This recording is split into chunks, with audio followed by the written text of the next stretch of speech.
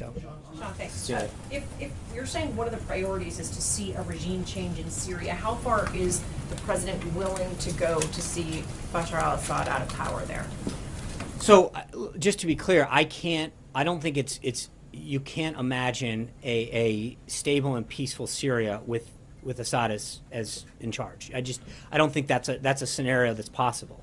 But I think that the first step in that has to be to make sure that the region and Syria in particular are stable. You can't have ISIS marching through Syria and then worry mostly about who's in charge right now. We've got to make sure that first and foremost, in terms of our national security, I think it was Brian's question at the beginning, our national security is the first and foremost reason that we have to act.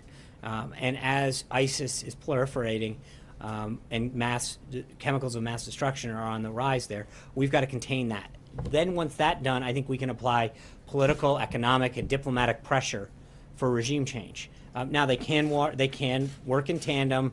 I'm not trying to, but the bottom line is the first priority is still the containment of ISIS and the conflicts that are occurring. And is the red line, just to clarify, the red line for this White House chemical warfare, is conventional warfare enough to get the president to go further there than this White House has gone before? Look, I think the president has been very clear that there are a number of lines that were crossed last week. He's not going to sit down. We saw that in the last administration. They drew these red lines, and then the red lines were run over. I don't think you're going to see the same play. I think what not just Syria, but the world saw last week is a president that is going to act decisively and proportionally and with justification when it comes to actions like that. I mean, and I will tell you, the answer is that if you gas a baby, if you put a barrel bomb in to innocent people, I think you will see a response from this president. That is unacceptable.